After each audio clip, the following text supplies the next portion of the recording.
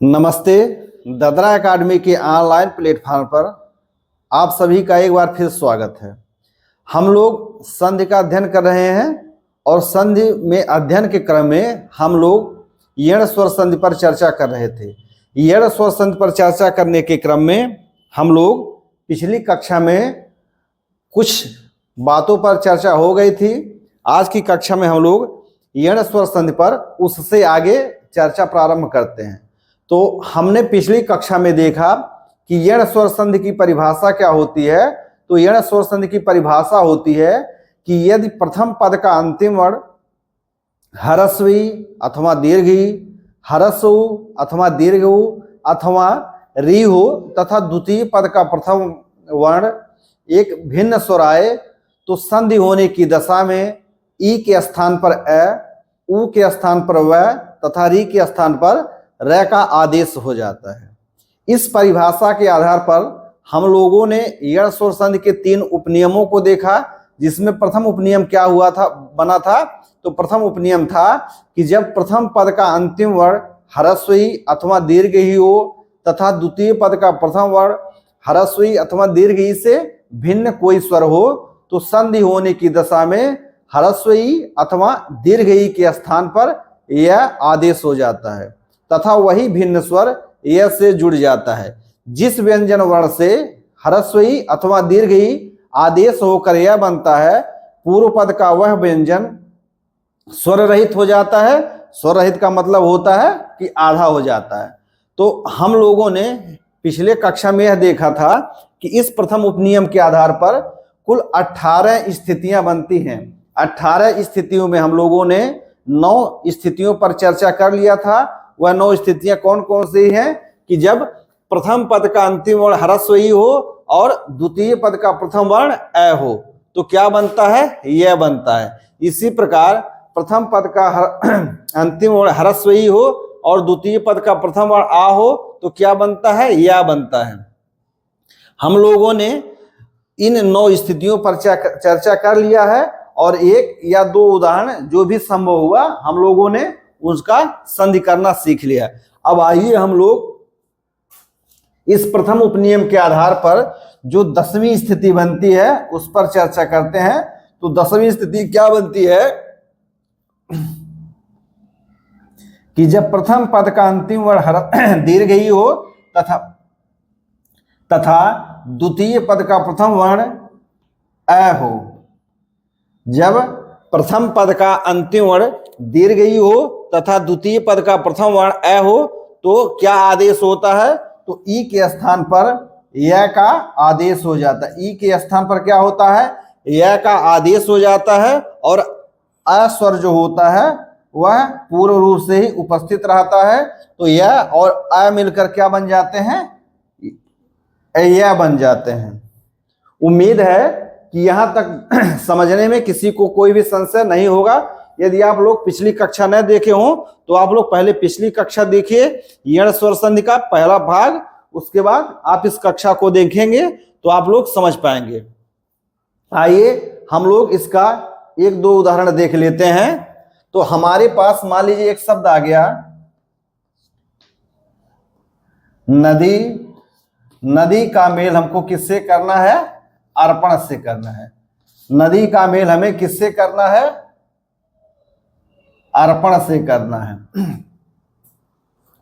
तो हम लोगों ने जो संधि करने का पंच सोपान है यानी संधि करने की जो 5 स्टेप रूल है हम उसको फॉलो करते हैं, पंच सोपान या 5 चरण। तो उसमें पहला सोपान क्या होता है, पहला चरण क्या होता है, शब्द युग्म।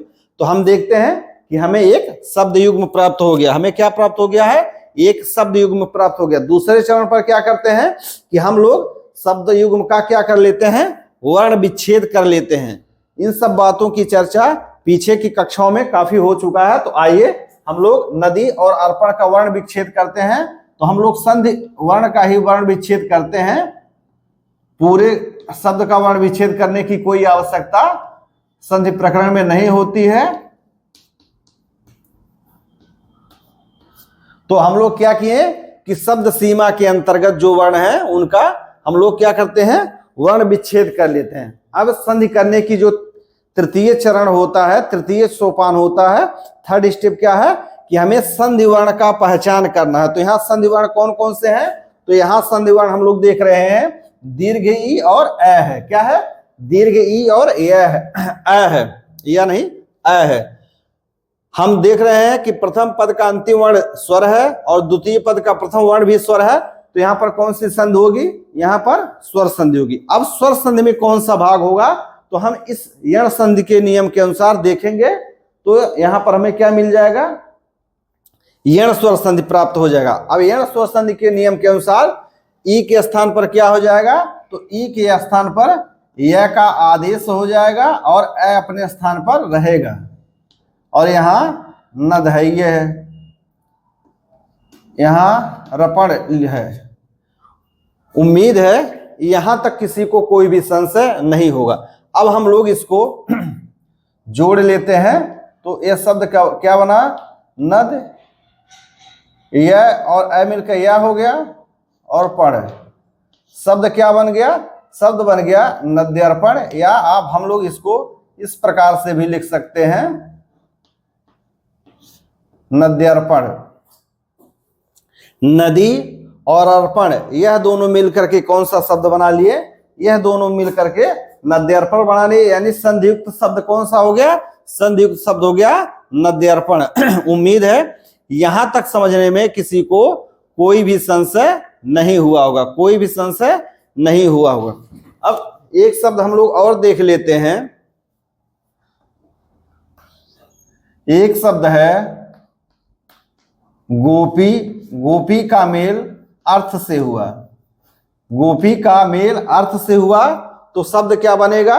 मैं सीधे लिख दे रहा हूं, आप लोग इसका नियमानुसार संधि करेंगे। तो शब्द क्या बन जाएगा? गोप्यर्थ है।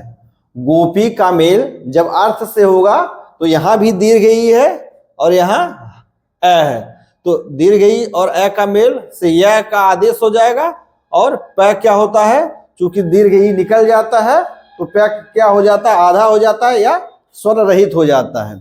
तो उम्मीद है कि 10वीं स्थिति जो दीर्घ ई और अ के मेल से यह बनता है, आप लोग इसको समझ पा रहे होंगे।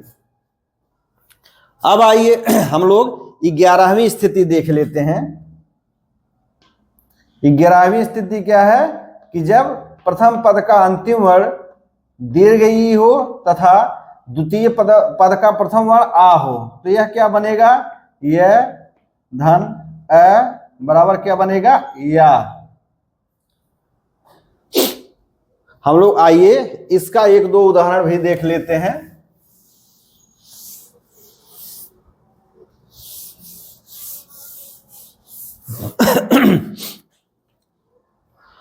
तो जब प्रथम पद का अंतिम वर्ण दीर्घ ई हो तथा द्वितीय पद का प्रथम वर्ण आ हो तो संधि होने की दशा में इन दोनों के स्थान पर क्या हो जाता है? आ बन जाता है। क्या बन जाता है? आ बन जाता है। हम लोग एक शब्द देख लेते हैं, सखी। सखी का मेल जब आगमन से होता है, सखी का मेल जब आगमन से होता है तो हमारे इसका हमको क्या करना है? संधि करना है। तो हमारे पास शब्द युग्म क्या प्राप्त हो गया? सखी और आगमन। अब हम लोग क्या करेंगे? सखी और आगमन का वर्ण विच्छेद करेंगे। तो यह हो गया सख, धन दीर्घ ई, धन आ, धन गमन। उम्मीद है यहां तक आपको किसी को कोई भी संशय नहीं हुआ होगा। अब हम लोग देखते हैं कि इसमें क्या तीसरा चरण क्या है कि संधि वर्ण की पहचान। तो हमारे पास संधि वर्ण क्या हुआ? दीर्घ ई और आ। दीर्घ ई और आ हुआ तो हम लोग देखते हैं कि दीर्घ ई के स्थान पर क्या आदेश हो जाता है? यह। और यहां पर क्या है? आ है। और यहां गमन है, यहां पर क्या है? सख है। अब यह से आ का मेल हो जाता है, सख यहां पर है, यहां पर क्या होगा? या गमन। हमें शब्द क्या मिल गया? सख्यागमन। हमें शब्द क्या मिल गया? सख्यागमन। सख्यागमन, सखी और आगमन दो शब्द हैं जो संधि होने की दशा में क्या बन जाते हैं? सख्यागमन। उसी प्रकार एक शब्द और हम लोग देख लेते हैं। हमारे पास एक शब्द है नदी। नदी का मेल हम लोग जब आवेग से करते हैं, नदी का मेल हम लोग जब किससे कराते हैं? आवेग से। तो इसको भी इसी तरह से देख लेते हैं। नद, दीर्घ ई, धन आ, धन वेग। यह हो गया नद। ई के स्थान पर ए का आदेश हो जाता है, आ अपने स्थान पर पूर्ववत रहता है, धन वेग। अब क्या होता है इस आगे के चरण में? तो नद, धन यह और आ मिल जाते हैं तो है क्या हो जाता है? या वेग। शब्द क्या बन जाता है? शब्द बन जाता है नद्या वेग। नदी और आवेग से मिलकर शब्द क्या बन जाता है? नद्या वेग। उम्मीद है कि संधि करने में आप लोगों को कहीं कोई भी संशय नहीं हो रहा होगा। आइए अब हम लोग आगे का चरण देख लेते हैं। आगे कौन सी स्थिति बनती है? तो हम लोगों के पास जो 12वीं स्थिति बनती है वह है कि दीर्घ ई का मेल अ हो गया, आ हो गया। अब क्या होगा? ह्रस्व ई कर दें। तो ह्रस्व ई करेंगे तो क्या होगा? यह दीर्घ ई में बदल जाएगा। क्यों बदल जाएगा? क्योंकि दीर्घ स्वर संधि से, इसलिए परिभाषा में क्या होता है कि ह्रस्व ई अथवा दीर्घ ई के बाद कोई भिन्न स्वर आए, समान स्वर आने पर क्या हो जाता है? दीर्घ स्वर संधि हो जाती है। तो अब यहां पर कौन सा स्वर आएगा? ऊ आएगा। तो यह ई के आदेश पर है, यह ई के स्थान पर क्या होता है? यह का आदेश हो जाता है और यहां पर क्या रहता है? यहां ऊ अपने स्थान पर रखता है, रहता ही है। शब्द क्या बन जाता है? यू। शब्द क्या बन जाता है? यू। आइए हम लोग इसका भी एक दो उदाहरण देख लेते हैं।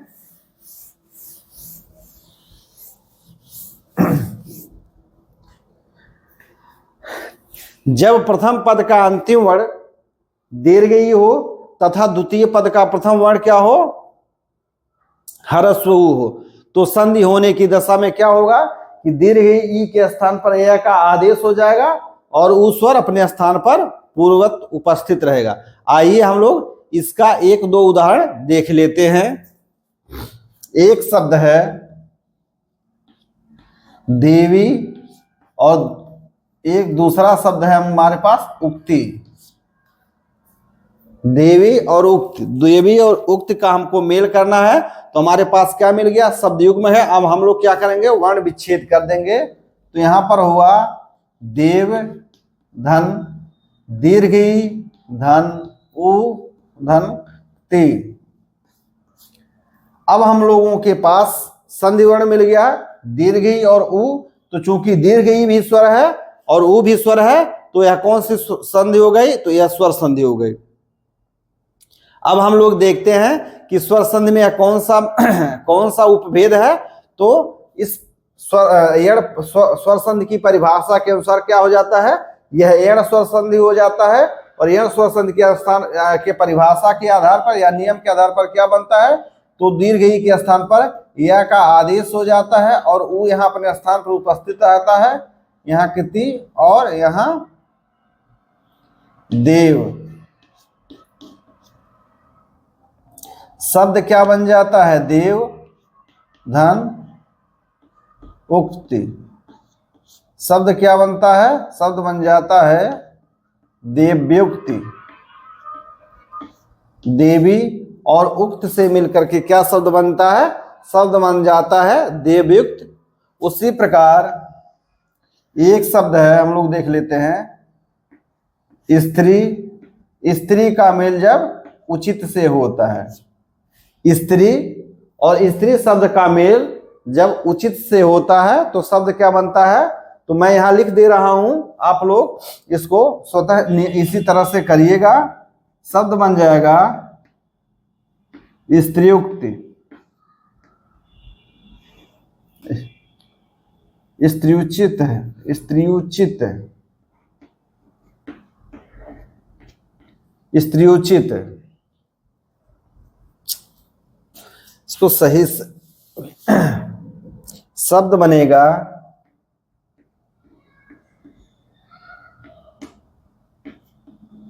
स्त्रीउचित।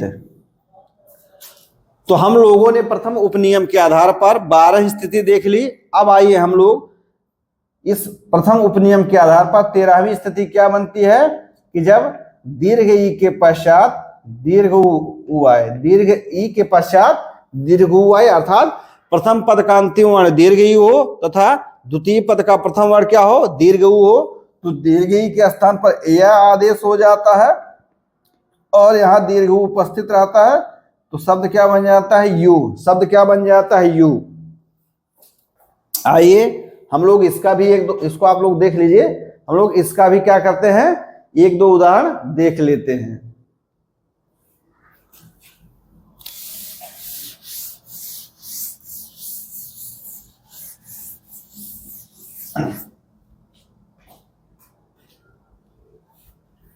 हमारे पास एक शब्द है नदी। नदी का मेल जब ऊर्मी से होता है, ऊर्मी माने होता है लहर, नदी आप लोग समझते ही होंगे। आइए हमको नदी और ऊर्मी का संधि करना है, तो यह संधि किस प्रकार से होगी, तो हम लोग पहला चरण क्या पा गए कि शब्द युग्म हमारे पास आ गया। दूसरा चरण क्या है कि हम लोगों को वर्ण विच्छेद कर लेना है। आइए हम लोग देखते हैं, नद धन दीर्घ ई धन दीर्घ उ धन रिमी। अब हमारे पास संधि वर्ण कौन कौन सा है, तो हम देखते हैं कि संधि वर्ण दीर्घ ई और दीर्घ उ है। जाहिर सी बात है कि स्वर संधि है। स्वर संधि में कौन सा संधि है, तो हम लोग यण स्वर संधि की परिभाषा के अनुसार देख लेते हैं कि यह यण स्वर संधि है।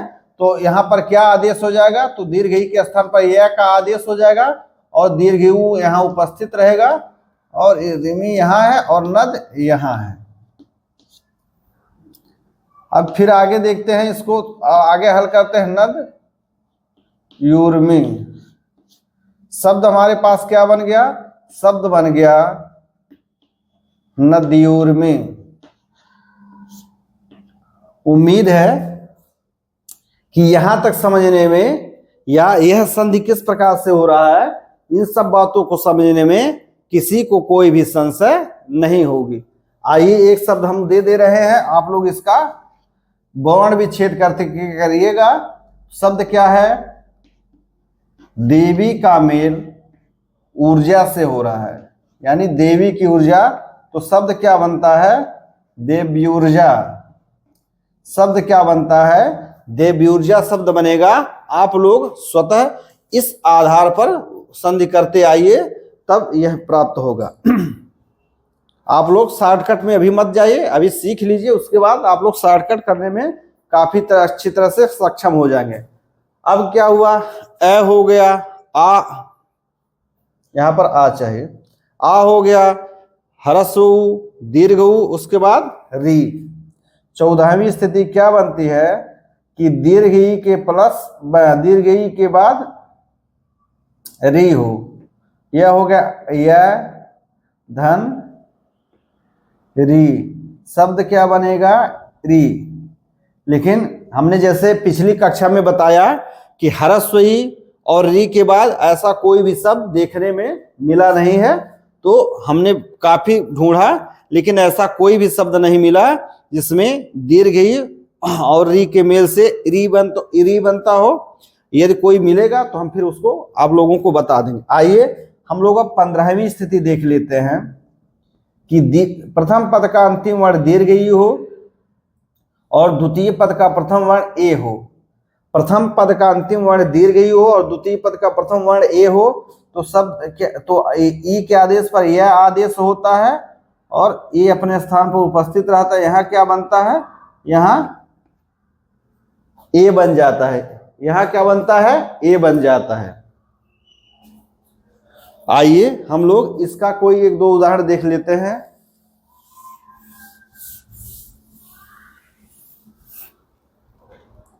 कि प्रथम पद का अंतिम वर्ण दीर्घ ही हो, प्रथम पद का अंतिम वर्ण दीर्घ ही हो और द्वितीय पद का प्रथम वर्ण ए हो। तो हमारे पास एक शब्द ऐसा आ गया कि नदी और एकता का मेल हो रहा है। तो हम लोग देख रहे हैं कि प्रथम पद का अंतिम वर्ण दीर्घ ही है और यहाँ पर ए है, तो इसका वर्ण विच्छेद हम लोग कर दे रहे हैं। तो नद धन दीर्घ ही धन ए धन कता, यहां पर संधि वर्ण दीर्घ ही और ए है, यहां क्या हो जाएगा, यण स्वर संधि के आधार पर ए है, धन ए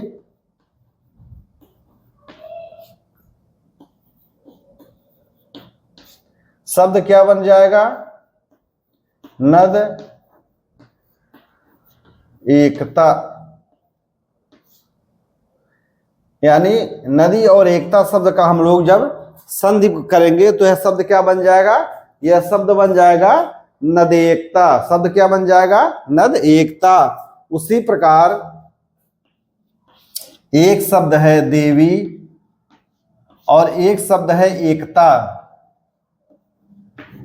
देवी और एकता इनका मेल होगा तो शब्द क्या बनेगा, देव्येकता। आप लोग इस नियम क्या इस प्रक्रिया के आधार पर संधि करिएगा तो हमें क्या मिलेगा, हमें मिल जाएगा देव्येकता। आइए हम लोग अब 15वीं स्थिति देख करके अब 16वीं स्थिति देखते हैं कि प्रथम पद का अंतिम वर्ण दीर्घ यु हो और द्वितीय पद का प्रथम वर्ण अय हो। तो शब्द क्या बनेगा, यह दीर्घ ही के स्थान पर यह आदेश हो जाएगा और यहाँ अय रहेगा ही, शब्द क्या बनेगा, अय।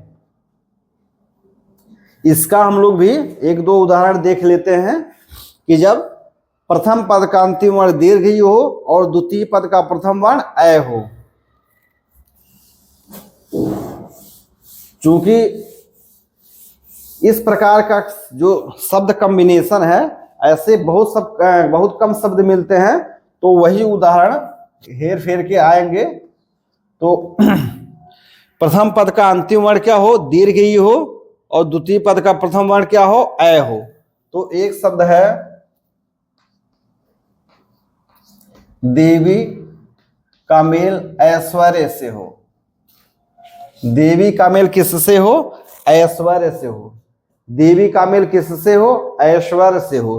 तो शब्द क्या बनेगा, यहां देखिए हम लोग वर्ण विच्छेद कर देंगे, देव धन दीर्घ ही धन ऐश्वर्य। संधि वर्ण दीर्घ ही और अय हो गया, जो कि हमारा 16वां स्थिति है। यहां क्या होगा,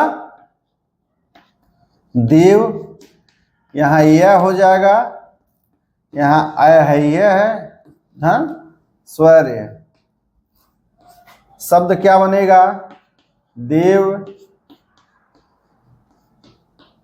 ऐश्वर्य। शब्द क्या बन गया, देव्यैश्वर्य।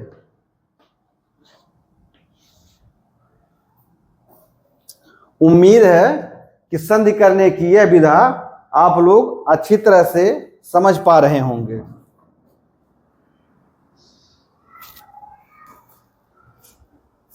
एक शब्द और हम लोग देख लेते हैं, जब नदी का मेल ऐश्वर्य से होता है।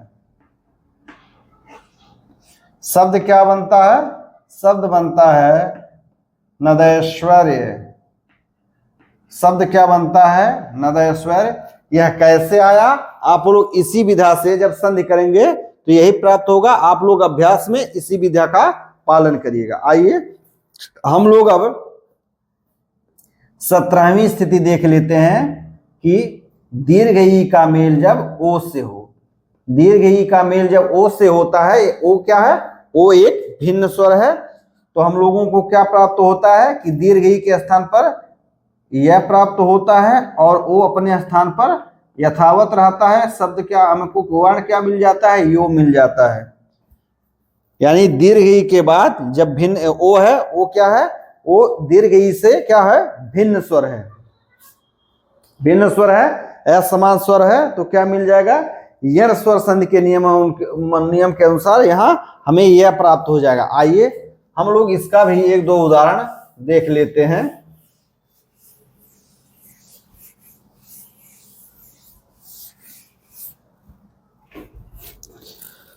स्थिति 17वां का एक उदाहरण देख लेते हैं।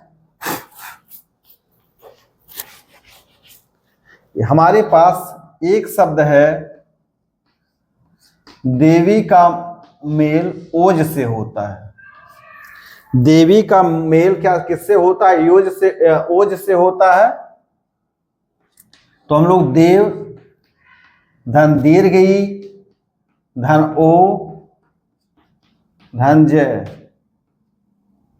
यहां पर संधि वर्ण क्या है, तो दीर्घ ई और ओ है।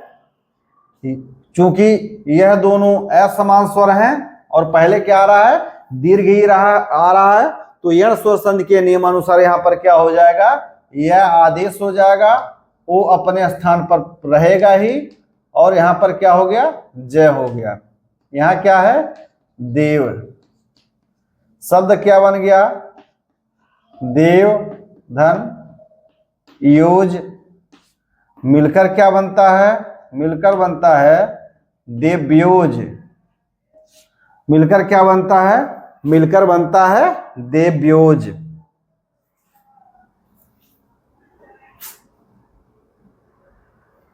इसी प्रकार हम लोग 18वीं स्थिति देख लेते हैं कि जब प्रथम पद का अंतिम वर्ण दीर्घ यु हो और द्वितीय पद का प्रथम वर्ण क्या हो, अ हो, तो चूंकि दीर्घ ई और अ दोनों क्या हैं, भिन्न स्वर हैं, तो दीर्घ ई के स्थान पर क्या आदेश हो जाएगा, तो यह का आदेश हो जाएगा और अ अपने स्थान पर रहेगा।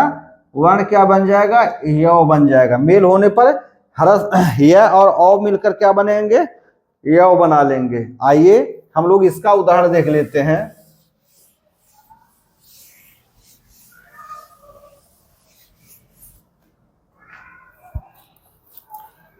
हमारे पास एक शब्द है,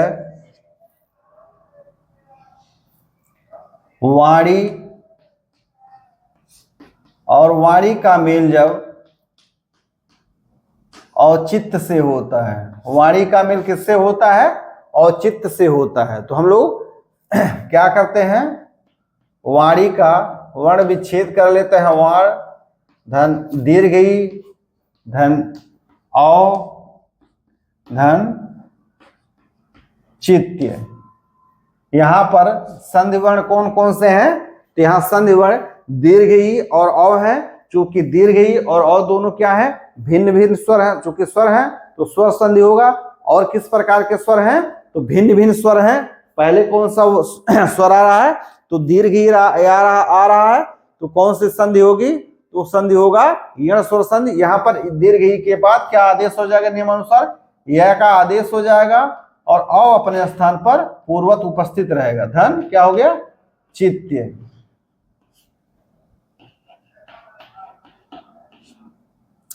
यहां पर आगे क्या बढ़ा, वाण धन यौचित्य।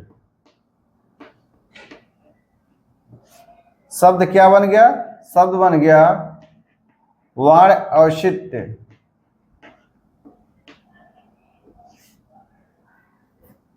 शब्द क्या बन गया, वाण औचित्य। उसी प्रकार से एक शब्द है, देवी का मेल औदार्य से हुआ, तो शब्द क्या बन जाता है, मैं सीधे लिख दे रहा हूं, आप लोग देव्योदार्य, आप लोग नियम से संधि करते हुए आएंगे। तो शब्द क्या बन गया, देव्योदार्य। आप लोग इसको बढ़िया से नोट कर लीजिए।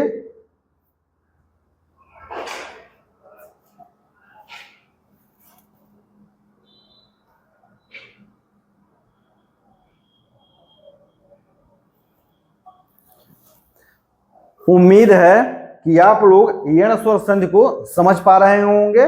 तो इस प्रकार क्या हुआ कि हमारा प्रथम उपनियम पूर्ण हुआ। 9 स्थितियां हमने पिछली कक्षा में देखा था। आगे की 10 से लेकर 18 स्थितियां हम लोग इस कक्षा में देख चुके हैं। आइए अब हम लोग द्वितीय उपनियम को देखते हैं। हम इसको हटा दे रहे हैं।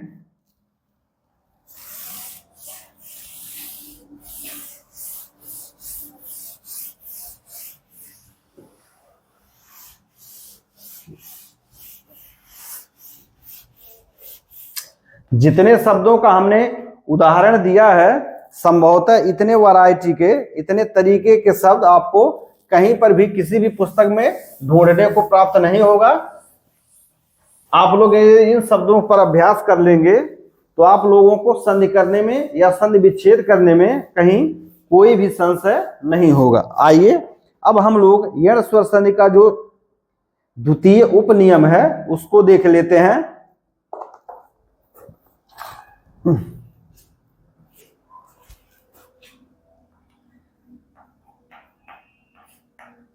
यण स्वर संधि का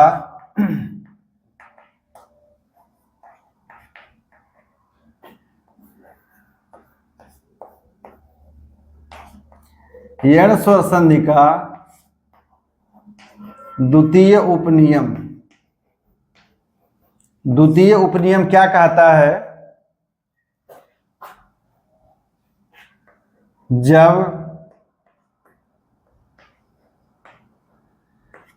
प्रथम पद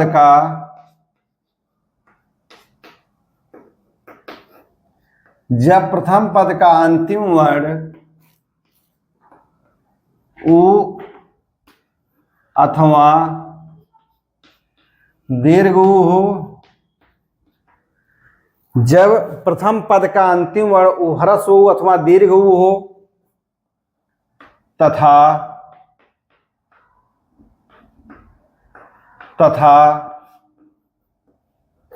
द्वितीय पद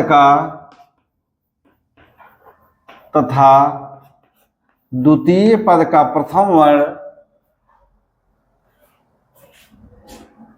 ह्रस्व अथवा दीर्घ उ से भिन्न कोई भी स्वर हो,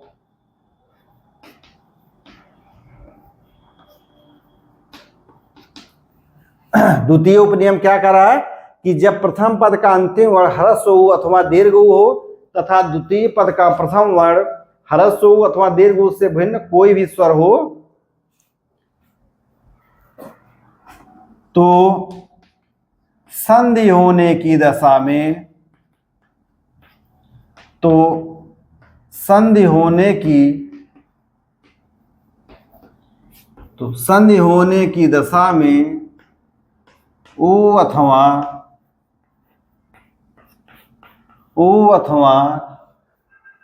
दीर्घ उ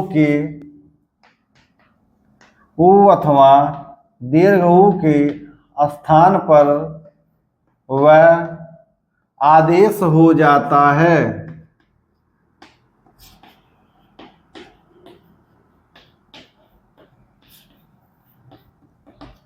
क्या कर रहा है कि जब प्रथम पद का अंतिम वर्ण ह्रस्व उ अथवा दीर्घ उ हो तथा द्वितीय पद का प्रथम वर्ण ह्रस्व उ अथवा दीर्घ उ से भिन्न कोई भी स्वर हो तो संधि होने की दशा में उ अथवा दीर्घ उ के स्थान पर वह आदेश हो जाता है।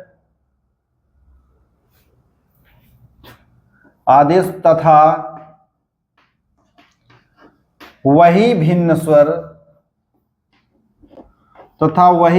स्वर या से जुड़ जाता है। किस रूप में जुड़ता है? तो मात्रा रूप में जुड़ता है। चूंकि अ की कोई मात्रा नहीं होती है तो अ के रूप में नहीं जुड़ता है। बाकी सब मात्रा या क्या हो जाता है, यह पूर्ण हो जाता है यानी स्वर सहित हो जाता है। बाकी अन्य स्वर आने पर क्या होते हैं, वह मात्रा रूप में जुड़ जाते हैं, या से जुड़ जाता है। पूर्व पद का वह व्यंजन पूर्व पद का वह व्यंजन आधा हो जाता है, ये आधा या स्वर रहित पूर्व पद का वह व्यंजन आधा हो जाता है, किस कौन, जिससे ह्रस्व ई अथवा दीर्घ ई अलग होकर, इससे ह्रस्व ऊ अथवा दीर्घ ऊ अलग होकर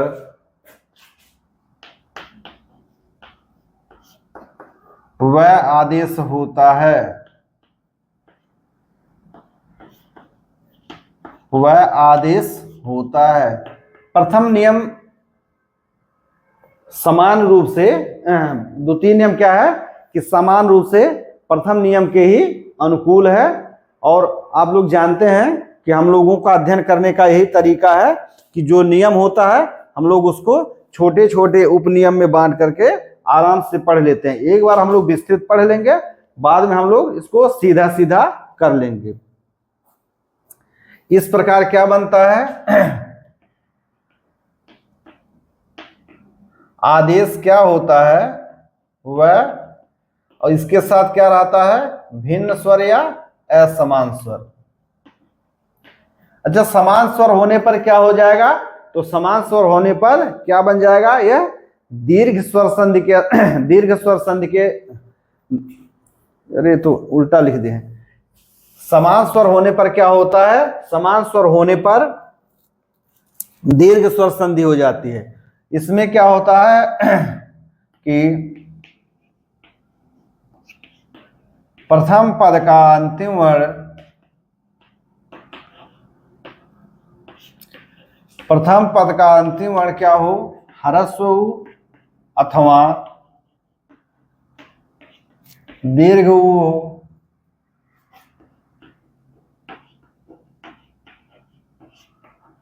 द्वितीय पद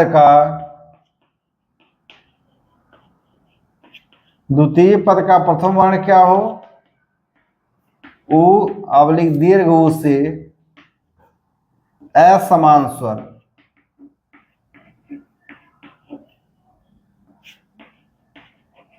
अब यह असमान स्वर कौन कौन से होते हैं, हो सकते हैं, तो अ, आ, ई,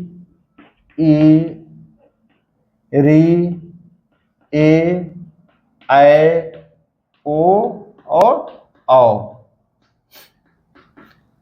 उम्मीद है यहां तक आप लोग बात समझ पा रहे होंगे।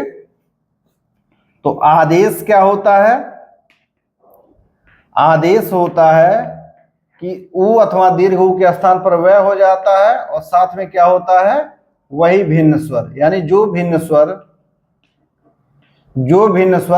शब्द युग में रहता है जो भिन्न स्वर क्या रहता है, शब्द युग में रहता है, क्या होता है, वही भिन्न स्वर यहां पर आदेश के बाद आ जाता है। उम्मीद है इस नियम को, उपनियम को समझने में कभी किसी को कहीं कोई संशय नहीं होगी। फिर देख लेते हैं, आप लोग इसको नोट कर लीजिए।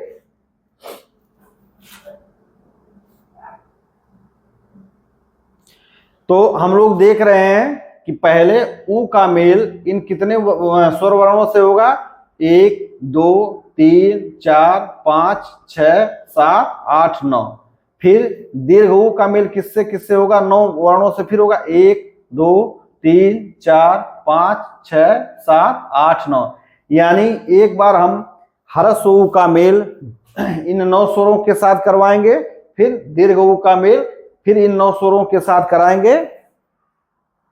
तो इस प्रकार इस उपनियम के आधार पर हमें कितनी स्थितियां प्राप्त होंगी, तो इस उपनियम के आधार पर हमें फिर 18 स्थितियां प्राप्त होंगी। आइए हम लोग अब उन 18 स्थितियों पर चर्चा करते हैं, और सभी का संभव हो तो 1-2 उदाहरण देख लेते हैं। आइए हम इसको हटा दे रहे हैं और ऊपर से ही चर्चा करते आ रहे हैं।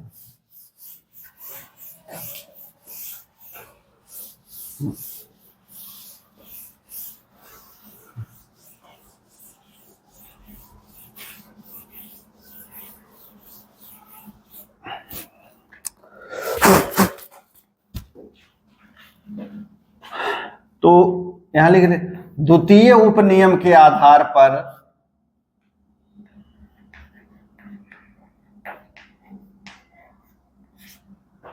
द्वितीय उपनियम के आधार पर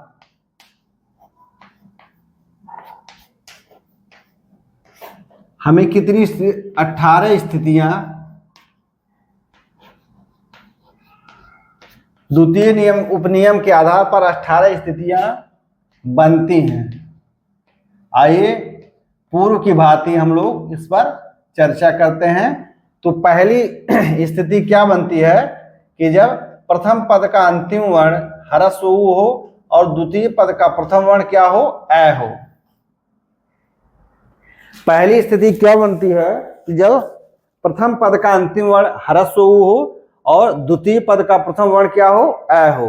तो हम लोग देखते हैं कि यहां भी स्वर है, यहां भी स्वर है, तो कौन सी संधि हुई, स्वर संधि हुई। फिर क्या है कि उ और ए दोनों क्या है, असमान स्वर है। तो पहले कौन सा स्वर आ रहा है, उ आ रहा है, बाद में कौन सा स्वर आ रहा है, ए आ रहा है। तो हम लोग यण स्वर संधि का जब नियम इस पे लागू करेंगे, हम अपने मस्तिष्क में यण स्वर संधि के नियम का दोहराव करेंगे, तो हमें यहाँ पर क्या मिलेगा कि उ के स्थान पर क्या हो जाएगा, व का आदेश हो जाएगा और वही भिन्न स्वर अपने स्थान पर यथावत रहेगा। अब हल सहित व में जब ए मिलेगा तो क्या बन जाएगा, व बन जाएगा। उम्मीद है यह प्रक्रिया समझने में किसी को कोई भी संशय नहीं होगी। यदि आप लोग यण स्वर संधि को अच्छी तरह से समझ लेंगे तो आप लोग संधि में आप लोग समझिए कि काफी प्रवीण हो जाएंगे। आइए हम लोग इसका एक दो उदाहरण देख लेते हैं। जैसे एक शब्द है सु है और इसका मेल हम लोग अल्प से कर दे रहे हैं। सु का मेल हम लोग जब अल्प से करते हैं, आइए हम लोग इसका क्या करते हैं, हम लोग संधि करते हैं। तो यहां पर हम लोग क्या करेंगे, हमें शब्द युग्म प्राप्त है, पंच सोपान है। आप लोग इसको हमेशा ध्यान में अपने रखिए, अपने मन मस्तिष्क में इसको दोहराते रहिए कि सबसे पहले शब्द युग्म चाहिए, फिर हमको उसका वर्ण विच्छेद करना है, फिर संधि वर्ण की पहचान करना है, फिर क्या वर्ण परिवर्तन हो रहा है, फिर संधियुक्त शब्द हमको क्या मिल रहा है। तो हम इसको लिख सकते हैं स धन उ धन ए धन लप। उम्मीद है यहां तक समझने में किसी को कोई भी संशय नहीं हुआ होगा। तो हमारे पास संधि वर्ण क्या हो गया, उ और ए। तो हम लोग यहां देखते हैं कि उ और ए के स्थान पर क्या मिल जाता है। तो आप लोग चाहे सीधे व लिख दीजिए, चाहे यहां पर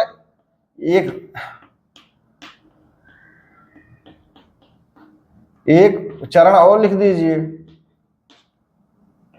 यह शब्द क्या बना, स धन व ल प। चूंकि अभी हमने उपनियम में देखा कि जिस वर्ण से यह उ बाहर निकलता हुआ क्या हो जाता है, स्वर रहित हो जाता है या आधा हो जाता है। तो यह आधा है तो यह व से मिलेगा क्या हो जाएगा, स्वल्प। सुधन अल्प बराबर क्या हो गया, सुधन अल्प बराबर शब्द क्या बना, स्वल्प बना। क्या बना, स्वल्प बना। आइए एक शब्द हम लोग और देख लेते हैं।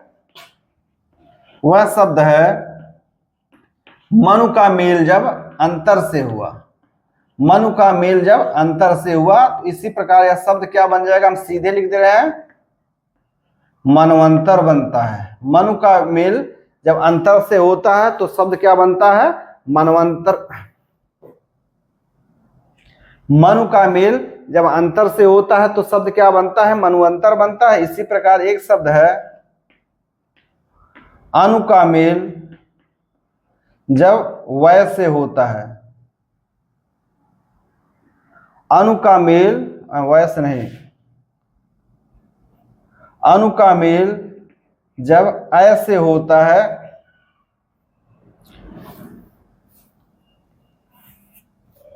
अनु का मेल जब अन से होता है तो शब्द क्या बनता है, तो शब्द बनता है अन्वय। अनु का मेल जब अय से होता है तो शब्द क्या बन जाता है, अन्वय बन जाता है। अन्वय, मनवंतर, स्वल्प, यह शब्द ये सब शब्द क्या है, परीक्षा में पूर्व में भी पूछे जा चुके हैं, तो आप लोग इनका बढ़िया से प्रैक्टिस कर लीजिए, अभ्यास कर लीजिए। आइए हम लोग अब देखते हैं कि इस आधार पर, उस उपनियम के आधार पर जो दूसरी स्थिति बनती है वह क्या होता है कि प्रथम पद का अंतिम वर्ण ह्रस्व हो और द्वितीय पद का प्रथम वर्ण क्या हो, आ हो। तो यहाँ पर हल सहित वह और यहाँ आ, या सीधे हम लोग यहाँ वा लिख सकते हैं। द्वितीय स्थिति बनती है कि जब प्रथम पद का अंतिम वर्ण ह्रस्व हो और द्वितीय पद का प्रथम वर्ण, जब प्रथम पद का अंतिम वर्ण ह्रस्व हो और द्वितीय पद का प्रथम वर्ण आ हो, तो क्या बनता है, तो ऊ के स्थान पर वह का आदेश हो जाता है और आ वर्ण आ स्वर साथ में रहता है। आइए हम लोग अब इसका भी उदाहरण देख लेते हैं।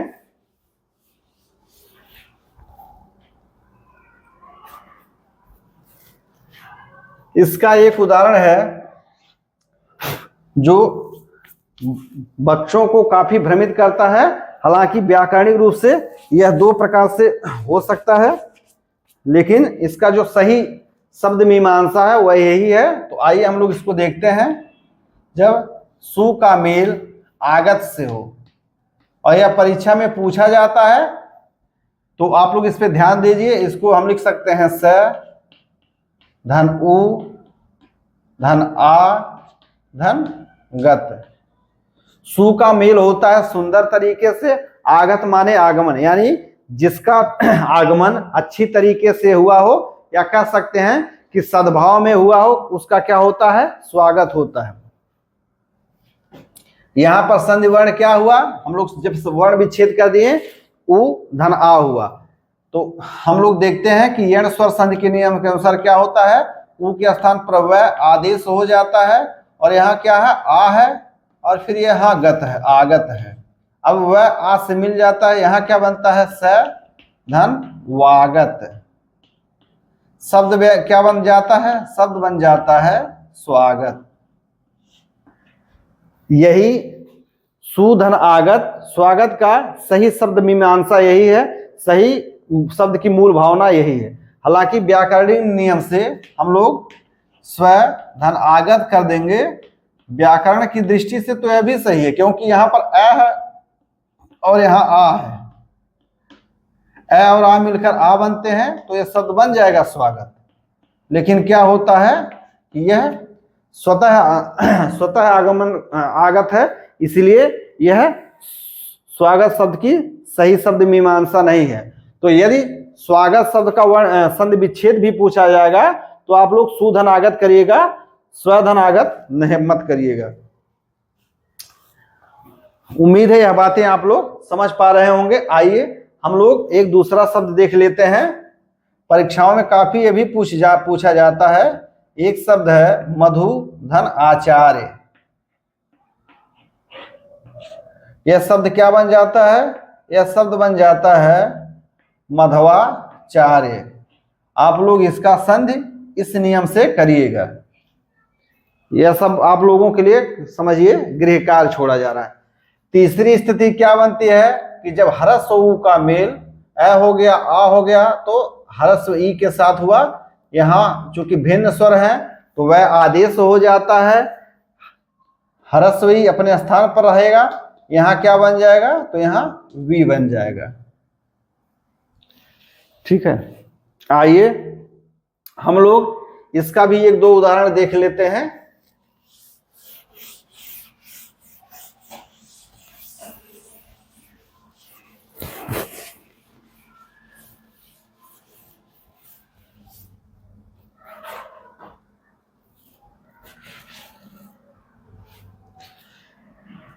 एक शब्द है अनु। अनु का मेल जब इत से होता है, अनु का मेल जब किससे होता है, इत से होता है। आइए हम लोग इसका संधि करते हैं। यहाँ अ है, यहाँ न है, यहाँ ह्रस्व उ धन ह्रस्व ई और धन ती। शब्द में क्या बनता है, अन। चूंकि संधि वर्ण उ और ई है, तो हम लोग देखते हैं कि उ और ई दोनों क्या है, असमान स्वर हैं, तो यहाँ क्या आदेश हो जाएगा, तो ऊ के स्थान पर वह का आदेश हो जाएगा और ई अपने स्थान पर है, यह है धन ती। शब्द क्या बना, अन धन विति। इसको हम लोग मिलाएंगे तो शब्द क्या बन जाएगा, अन्विति। अनुधन इति बराबर अन्विति। अनुधन इति बराबर क्या बन जाएगा, अन्विति। उसी प्रकार आप लोग इसको देख लीजिएगा ध्यान से। एक शब्द है धातु, धातु का मेल जब इक से होता है तो शब्द क्या बन जाता है, धात्विक। धातु का मेल जब इक से होता है तो शब्द क्या बन जाता है, शब्द बन जाता है धात्विक। आप लोग धातु धन इक का भी संधि इसी आधार पर करिएगा, कोई संशय नहीं होगी। संशय होने की दशा में आप किसी भी माध्यम से प्रश्न पूछ सकते हैं। आइए हम लोग इस उपनियम के आधार पर जो चौथी स्थिति बनती है वह है कि प्रथम पद का अंतिम वर्ण ह्रस्व ऊ हो और द्वितीय पद का प्रथम वर्ण क्या हो, दीर्घ ई हो, तो ऊ के स्थान पर वह का आदेश हो जाता है और दीर्घ ई अपने स्थान पर रहता है। शब्द क्या बनता है, दीर्घ वी। शब्द क्या बनता है, वी, दीर्घ वी नहीं। आइए हम लोग इसका भी एक दो उदाहरण देख लेते हैं।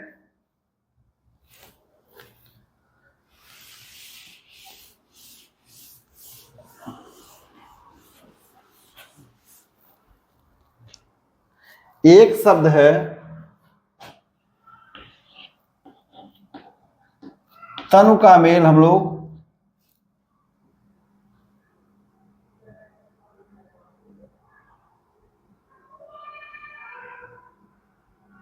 तनु का मेल हम लोग ई से कर दें। हम लोग तनु का मेल जब ई से कर दें तो शब्द क्या बनता है, तो तन धन ह्रस्व ऊ धन दीर्घ ई।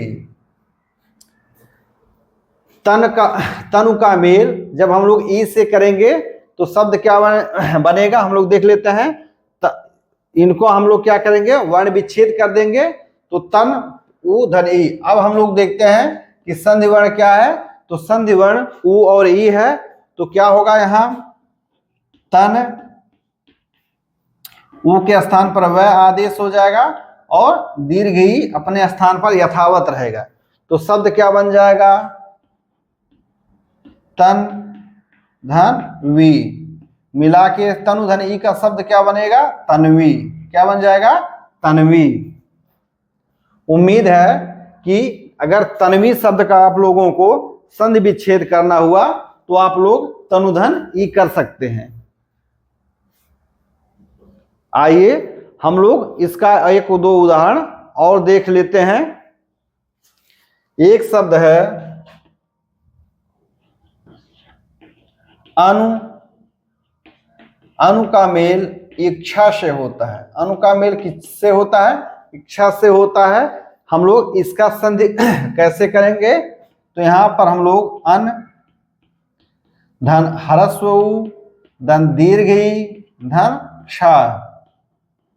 शब्द क्या बना कि अन ऊ के स्थान पर वह आदेश हो जाएगा, धन दीर्घ ई धन क्षा। शब्द क्या बना कि अन वीक्षा। अनुधन इच्छा मिलकर क्या बन गया, यह बना अनवीक्षा।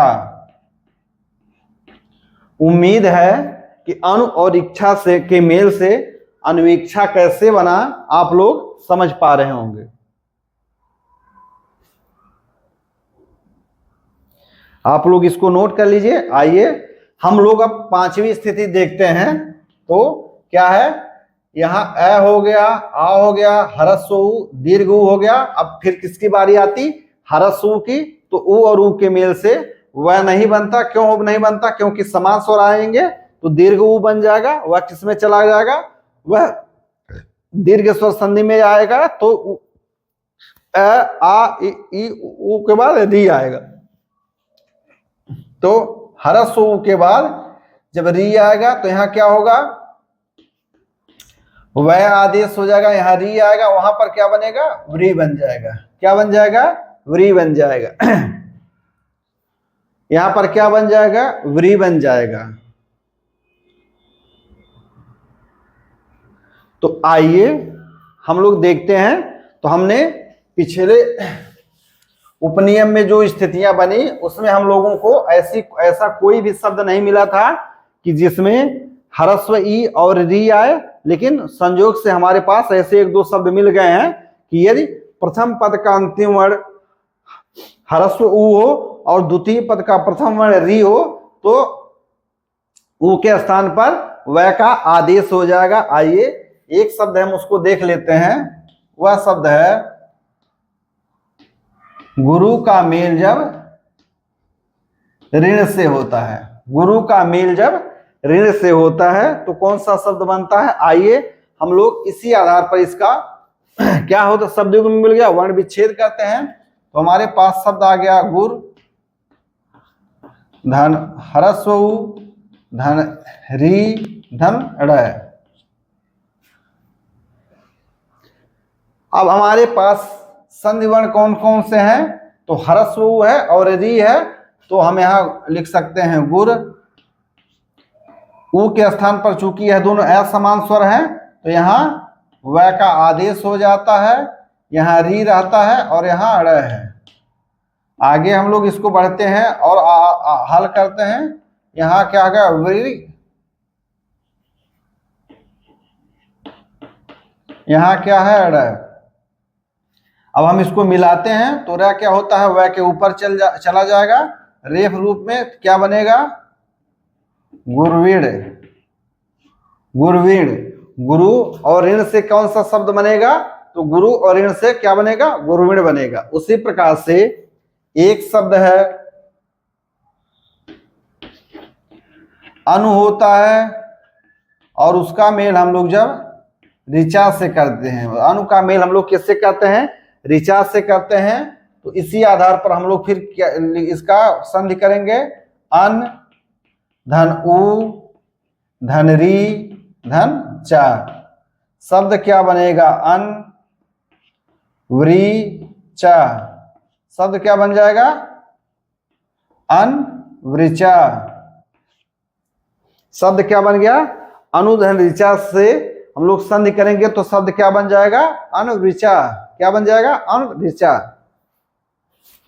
उम्मीद है कि यह सब स्थितियां आप लोग समझ पा रहे होंगे। आइए हम लोग अब छठवीं स्थिति देख लेते हैं कि प्रथम पद का अंतिम वर्ण ह्रस्व ऊ हो और द्वितीय पद का प्रथम वर्ण क्या हो, ए हो। तो ऊ के स्थान पर वह का आदेश हो जाएगा और ए यहां रहेगा। शब्द क्या बनेगा, वे। शब्द क्या बनेगा, वे। आइए हम लोग इसका एक दो उदाहरण देख लेते हैं। हमारे पास एक शब्द है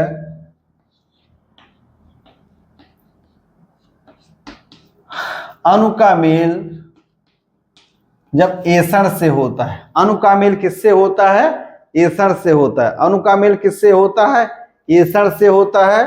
तो हम लोग इसका संधि करेंगे। पहले क्या करेंगे, वर्ण विच्छेद करेंगे। अन धन ऊ धन ए धन सड़।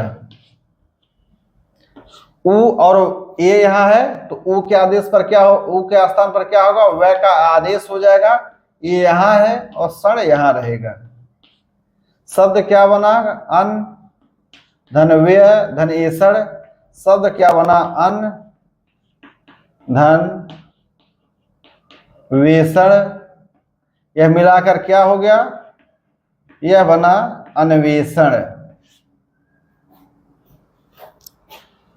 उम्मीद है कि आप लोग किस प्रकार से संधि हो रहा है आप लोग इसको समझ पा रहे होंगे। उसी प्रकार से एक शब्द है शिशु का मेल जब एकता से हो रहा है। शिशु और एकता का मेल करेंगे तो शब्द क्या बन जाएगा,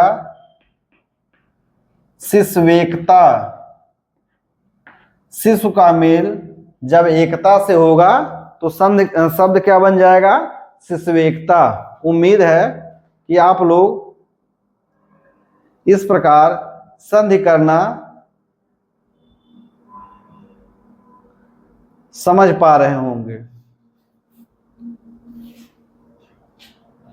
अब आइए इस उपनियम के आधार पर जो सातवीं स्थिति बनती है कि ह्रस्व ऊ का मेल ऐसे होता है, तो ह्रस्व ऊ के स्थान पर वह का आदेश हो जाता है, ऐ अस्ते अपने स्थान पर उपस्थित आता है, शब्द क्या बन जाता है, वह। इसका हम लोग उदाहरण देख लेते हैं। तो हमारे पास एक उदाहरण है इसका। जब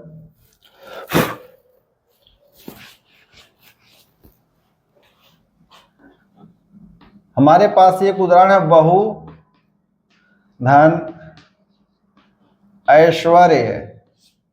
हमारे पास एक शब्द है बहु धन ऐश्वर्य, तो हमारे पास इसका हम लोग वर्ण विच्छेद करेंगे तो क्या होगा, वह धन ऊ धन ऐ धन स्वैर्य। तो ऊ के स्थान पर यहाँ वह हो गया वह, ऊ के स्थान पर वह का आदेश, धन ऐ धन स्वरे। शब्द क्या बना, वह वैश्वर्य, वह ऐश्वर्य, वह वैश्वर्य। आठवीं स्थिति क्या बनती है कि जब ह्रस्व ऊ का मेल ओ से हो। ह्रस्व ऊ का मेल जब ओ से हो तो ऊ के स्थान पर वह हो जाता है और ओ अपने स्थान पर रहता है, शब्द क्या बनता है, ओ। शब्द क्या बनता है, शब्द बन जाता है ओ। आइए हम लोग अब इसका उदाहरण और एक दो देख लेते हैं।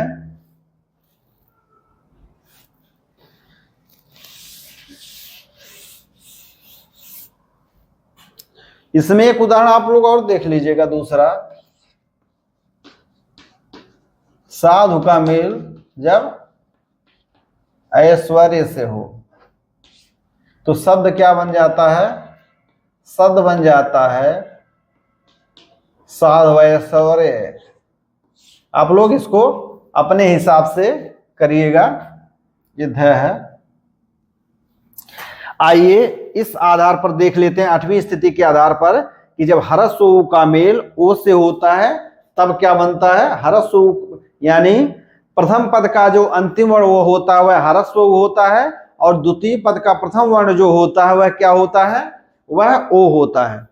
प्रथम पद का अंतिम वर्ण ह्रस्व ऊ होता है और द्वितीय पद का प्रथम वर्ण क्या होता है, ओ होता है। इसमें एक शब्द बनता है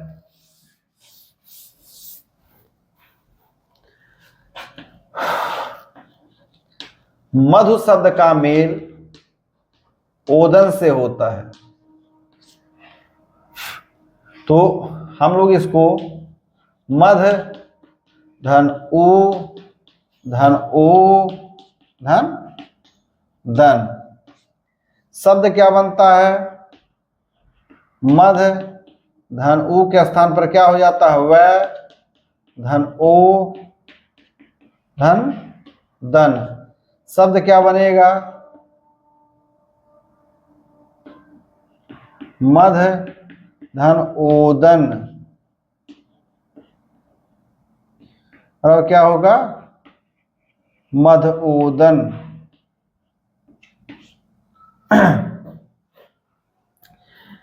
आठवीं स्थिति के आधार पर हम लोगों ने मधु और ओदन शब्द को संधि रूप में किया, तो मधु और ओदन के आधार पर क्या बना, मधोदन। इसी प्रकार एक शब्द और है, साधु का मेल जब ओज से होता है तो शब्द क्या बनता है, तो शब्द बनता है साधोज। शब्द क्या बनता है, साधोज। आप लोग इसी आधार पर संधि करेगा। अगर नौवीं स्थिति क्या बनती है कि प्रथम पद का अंतिम वर्ण ह्रस्व हो और द्वितीय पद का प्रथम वर्ण अ हो तो शब्द उ के स्थान पर वह का आदेश हो जाता है। यहाँ पर अ है और शब्द क्या बनता है, औ। वाओ।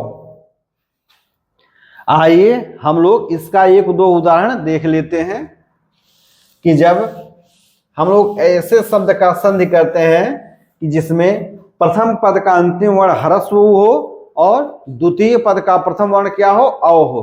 प्रथम पद का अंतिम वर्ण ह्रस्व हो और द्वितीय पद का प्रथम वर्ण क्या हो, अ हो। तो शब्द क्या बनता है, तो एक शब्द है हमारे पास मधु का मेल औषध से हो। मधु का मेल किससे होना चाहिए, औषध से होना चाहिए। तो हम लोग देखते हैं इसका हम लोग वर्ण विच्छेद करते हैं। मधु, मध धन उ धन औ धन सद। हम लोग देखते हैं कि प्रथम पद का अंतिम वर्ण क्या है, ह्रस्व उ है और द्वितीय पद का प्रथम वर्ण क्या है, औ है। तो क्या होगा, उ के स्थान पर वह का आदेश हो जाएगा और औ अपने स्थान पर रहेगा ही।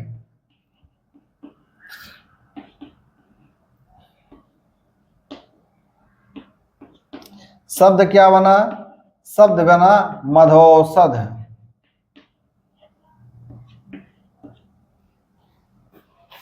मधु धन औषध के मेल से शब्द क्या बना, तो मधु और औषध के मेल से शब्द बन गया मधौषध।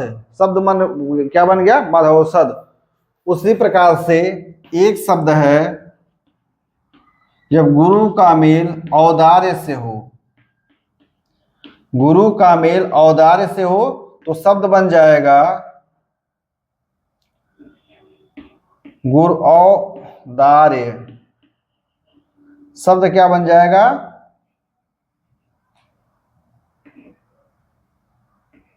गुरु औदार्य। गुरु औदार्य शब्द बन जाएगा। आप लोग इसी आधार पर इसका क्या करिएगा, संधि करिएगा। समस्या होने पर उसका आप लोग किसी भी माध्यम से पूछेंगे, समाधान कर दिएगा। इस उपनियम के आधार पर जो 10वीं स्थिति बनती है वह क्या होती है कि यदि प्रथम पद का अंतिम वर्ण आ हो और द्वितीय पद का प्रथम वर्ण क्या हो, आ नहीं, प्रथम पद का अंतिम वर्ण क्या हो, दीर्घ उ हो और द्वितीय पद का प्रथम वर्ण क्या हो, अ हो। तो शब्द क्या बनेगा कि वह दीर्घ उ के स्थान पर वह आदेश हो जाएगा और साथ में क्या रहेगा, यहाँ अ रहेगा। शब्द क्या बनेगा, वर्ण क्या बनेगा, वह बनेगा। वर्ण क्या बनेगा, वह बनेगा। आइए हम लोग एक उदाहरण इसका देखिए, एक दो उदाहरण देख लेते हैं कि यदि प्रथम पद का अंतिम वर्ण दीर्घ उ हो, यदि प्रथम पद का अंतिम वर्ण दीर्घ उ हो और द्वितीय पद का प्रथम वर्ण क्या हो, अ हो, तो संधि होने पर क्या होगा। तो एक शब्द हम लोग देख लेते हैं। शब्द है सरयू और दूसरा शब्द है अंबु। सरयू और अंबु। सरयू और अंबु। तो हम लोग इसका संधि कैसे करेंगे, तो हम यहां लिख सकते हैं सरय धन दीर्घ उ धर अ धन अंबु।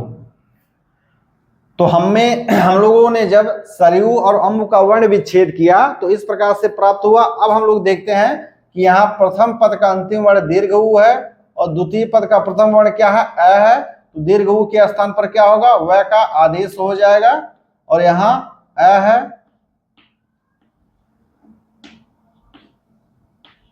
यहाँ क्या है, सरय है।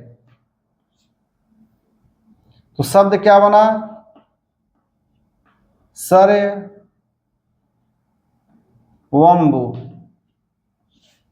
शब्द क्या बना, सरय अंबु।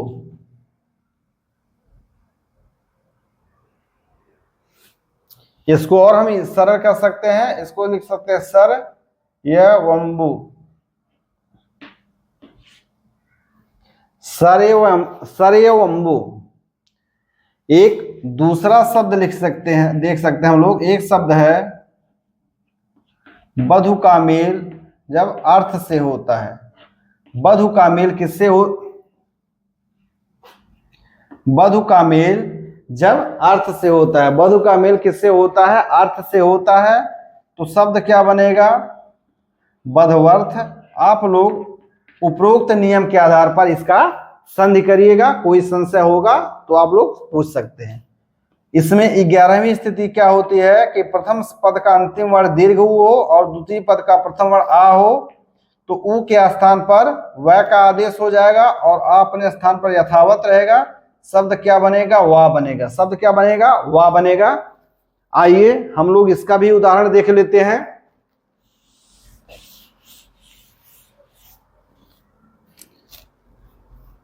जब प्रथम पद का अंतिम वर्ण दीर्घ उ हो तथा द्वितीय पद का प्रथम वर्ण क्या हो, आ हो, तो संधि होने की दशा में दीर्घ उ के आदेश, दीर्घ उ के स्थान पर व का आदेश हो जाएगा। तो शब्द क्या है, शब्द है बधु और इसका क्या हो गया, आगमन। बधु और आगमन यह दोनों मिलकर क्या बनेंगे, बधवागमन। आप लोग पूर्व की भांति इसका क्या करेंगे, संधि कर लेंगे। दूसरा शब्द है बधु का क्या होगा, आदेश। शब्द क्या बन जाएगा, शब्द बनेगा वधवादेश। शब्द क्या बनेगा, वधवादेश। 12वीं स्थिति क्या बनती है कि प्रथम पद का अंतिम वर्ण दीर्घ उ हो और द्वितीय पद का प्रथम वर्ण क्या हो, ह्रस्व हो, तो दीर्घ उ के स्थान पर व का आदेश हो जाता है और दीर्घ ही अपने स्थान पर उपस्थित रहती है। इसमें पद क्या बन जाता है, पद बन जाता है वी। पद क्या बन जाता है, वी बन जाता है।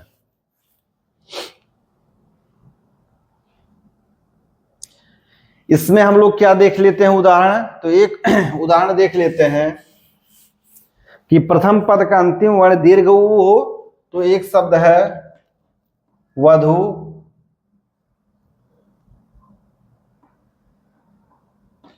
और द्वितीय वर्ण क्या है, द्वितीय शब्द है इच्छा। तो हम लोग देखते हैं कि प्रथम पद का अंतिम वर्ण दीर्घ उ है और द्वितीय पद का प्रथम वर्ण ई है, तो यहां पर क्या हो जाएगा, तो यह शब्द बन जाएगा बधवीक्षा। शब्द क्या बन जाएगा, शब्द बन जाएगा बधवीक्षा। शब्द क्या बन जाएगा, बधवीक्षा। उसी प्रकार दूसरा शब्द हम लोग देख लेते हैं।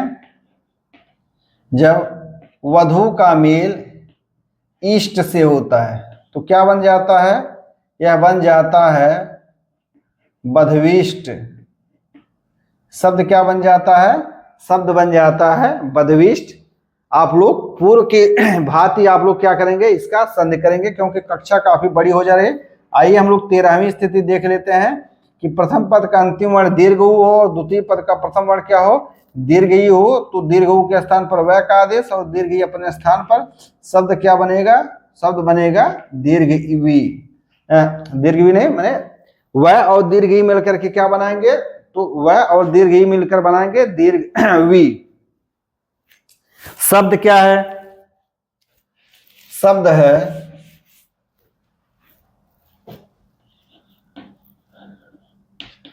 बधु का मेल ईर्ष्या से हो रहा है, तो शब्द क्या बन जाएगा, शब्द बन जाएगा बधवीर्ष्या।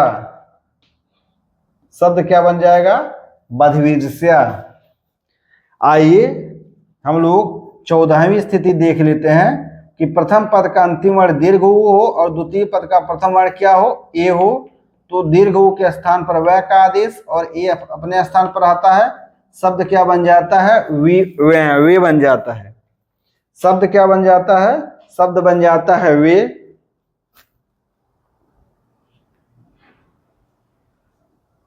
इसके पहले री हम लोग देख लेते हैं कि प्रथम पद का अंतिम वर्ण दीर्घ ऊ हो और द्वितीय पद का प्रथम वर्ण क्या हो, री हो, तो दीर्घ ऊ के स्थान पर वह का आदेश और री अपने स्थान पर रहता है, शब्द वे क्या बन जाता है, व्री बन जाता है। शब्द क्या बन जाता है, व्री बन जाता है।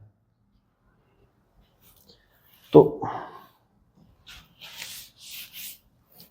इसका उदाहरण देख लेते हैं। शब्द क्या है, बधू, और इसका मेल किससे हो रहा है, ऋण से हो रहा है।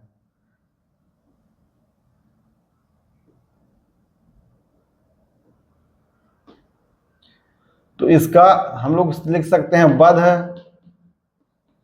धन दीर्घ ऊ, धन री, धन ड़। यह क्या हुआ, वध, धन दीर्घ ऊ के स्थान पर व, धन री, धन ड़। ये हो गया वध, धन वृण। शब्द क्या बन गया, शब्द बन गया वध वृण। शब्द क्या बन गया, वध वृण। शब्द क्या बना, वध वृण। 15वीं स्थिति हम लोग देख लेते हैं कि जब प्रथम पद का अंतिम वर्ण दीर्घ ऊ हो और द्वितीय पद का प्रथम वर्ण ए हो, तो ऊ के स्थान पर वह का आदेश हो जाता है, साथ में ए अपने स्थान पर रहता है। शब्द क्या बन जाता है, शब्द बन जाता है वे। शब्द क्या बन जाता है, वे। इसका हम लोग उदाहरण देख लेते हैं।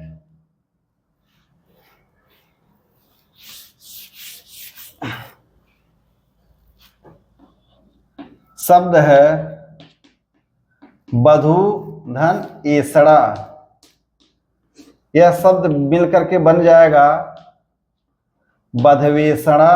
आप लोग पूर्व की भांति इसका क्या करिएगा, संधि करिएगा। समस्या होने पर आप लोग कमेंट के माध्यम से व्हाट्सएप पर या टेलीग्राम पर पूछ सकते हैं। किसी को कोई भी समस्या होने पर बताया जाएगा। 16वीं स्थिति क्या होती है कि दीर्घ ऊ के स्थान पर का मेल ऐसे होता है, तो दीर्घ ऊ के स्थान पर वह का आदेश हो जाता है और यहां पर अ है। शब्द क्या बनता है, वह। इसका उदाहरण क्या होता है,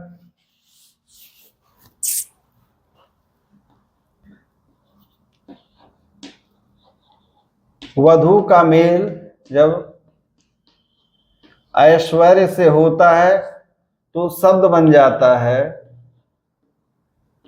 वधवैश्वर्य। शब्द क्या बनता है, वधवैश्वर्य। वधू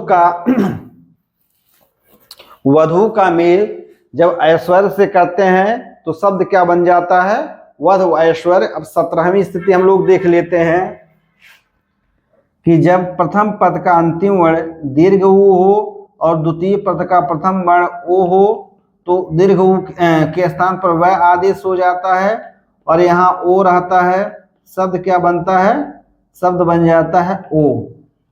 शब्द क्या बन जाता है, ओ।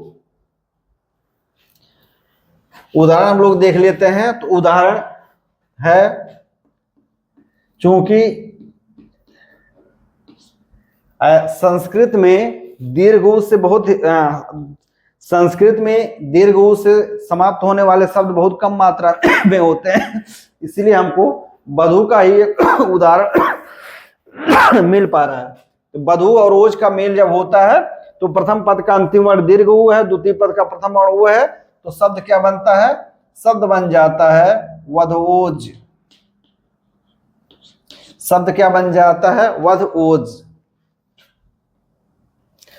18वीं स्थिति क्या बनती है कि प्रथम पद का अंतिम वर्ण दीर्घ ऊ हो और द्वितीय पद का प्रथम वर्ण औ हो, तो शब्द क्या बनता है, वह के दीर्घ ऊ के स्थान पर वह का आदेश हो जाता है। इसकी क्या स्थिति बनती है, तो यह है वधू का मेल जब औदार्य से होता है।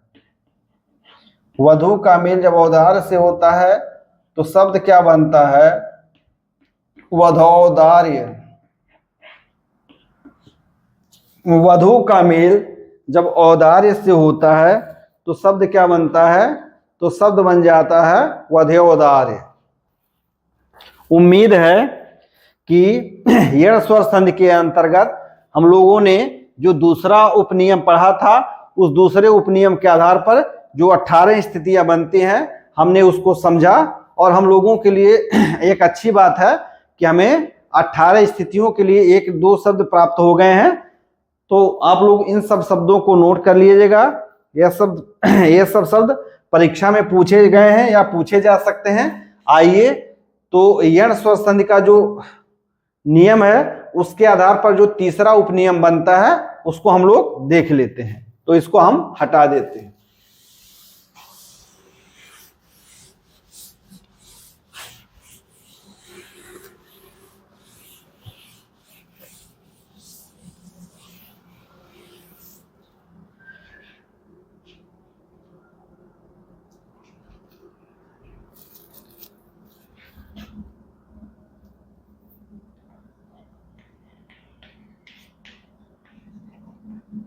यण स्वर संधि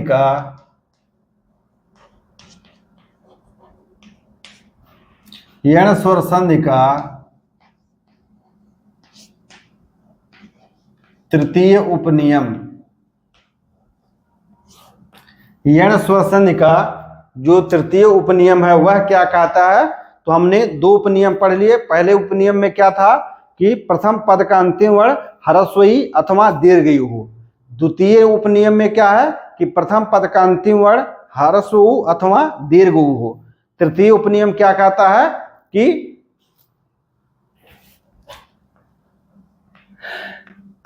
जब प्रथम पद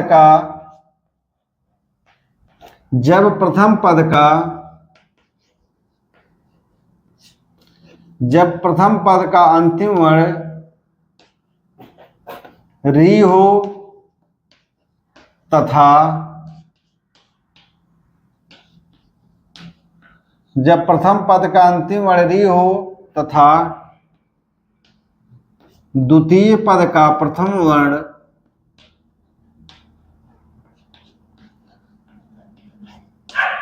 जब प्रथम पद का अंतिम वर्ण री हो तथा द्वितीय पद का प्रथम वर्ण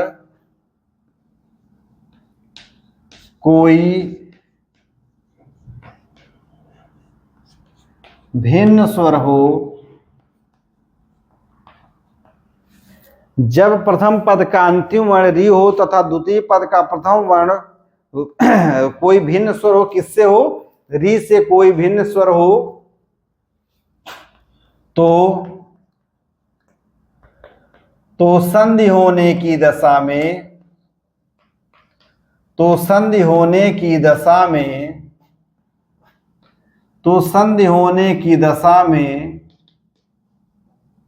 री का र आदेश हो जाता है। री का क्या होता है, र में आदेश हो जाता है।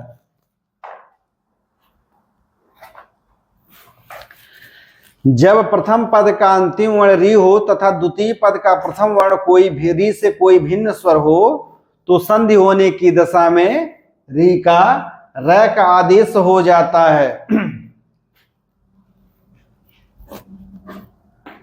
तथा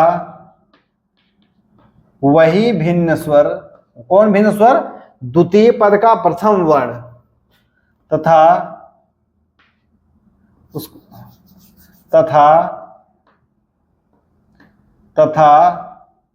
द्वितीय पद का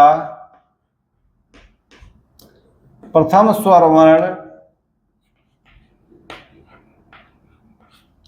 तथा द्वितीय पद का प्रथम स्वर वर्ण र से मेल कर लेता है।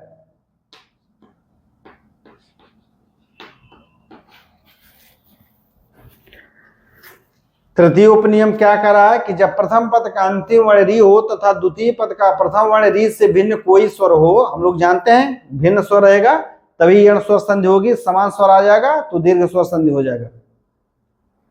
तो संधि होने की दशा में री के स्थान पर र आदेश हो जाता है तथा वही भिन्न स्वर र से जुड़ जाता है। जिस व्यंजन वर्ण से री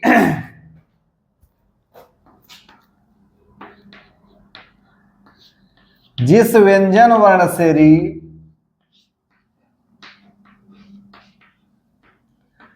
जिस व्यंजन वर्ण से री आदेश होकर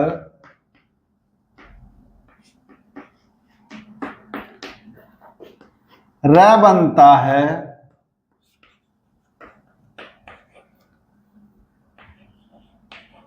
पूर्व पद का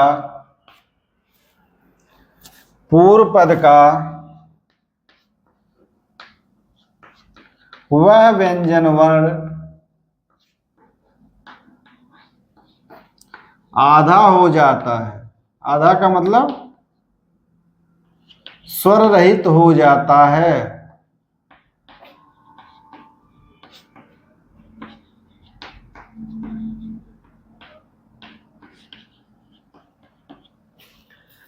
जब प्रथम पद का अंतिम वर्ण री हो तथा द्वितीय पद का प्रथम वर्ण कोई भिन्न स्वर हो तो संधि होने की दिशा में री का र आदेश हो जाता है तथा द्वितीय पद का प्रथम स्वर वर्ण र से मेल कर लेता है। जिस व्यंजन वर्ण से री आदेश होकर र बनता है, पूर्व पद का वह व्यंजन वर्ण आधा या स्वर रहित रह जाता है, स्वर रहित हो जाता है।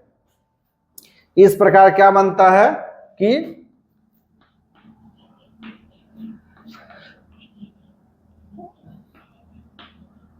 प्रथम पद का अंतिम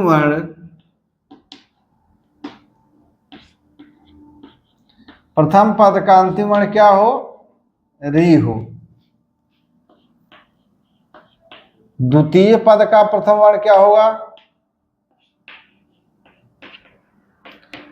द्वितीय पद का प्रथम वर्ण क्या होगा? तो री से भिन्न स्वर वह कौन कौन सा हो सकता है? वह हो सकता है ए, आ, ह्रस्व ई, दीर्घ ऊ, ई ह्रस्व ऊ, दीर्घ ऊ, ए, ओ और औ। आदेश क्या होता है? आदेश होता है र, री के स्थान पर, और क्या रहता है? वही भिन्न स्वर।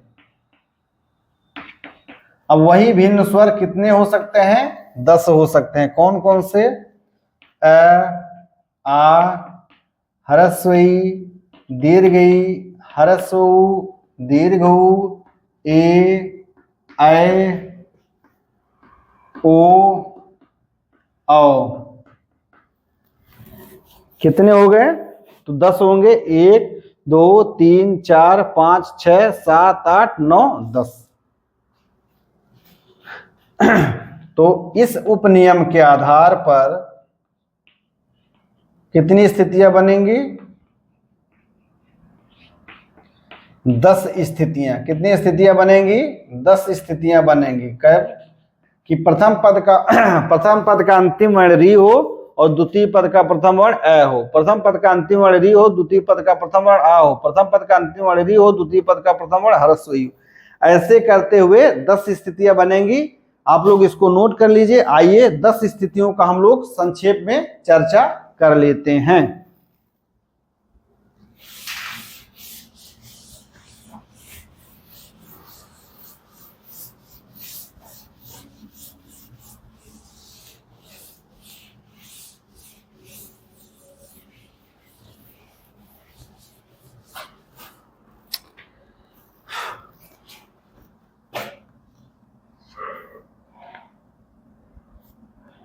तृतीय उपनियम के आधार पर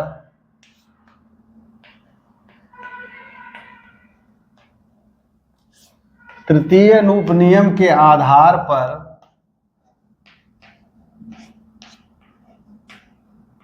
10 स्थितियां बनती हैं।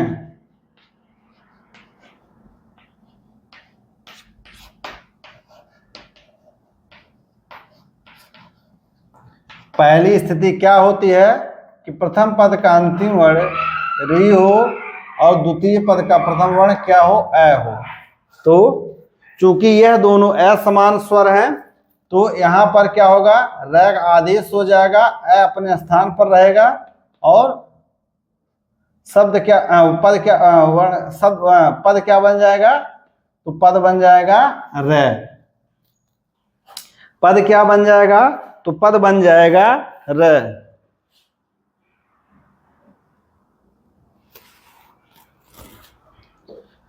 आइए हम लोग इसका एक उदाहरण देख लेते हैं।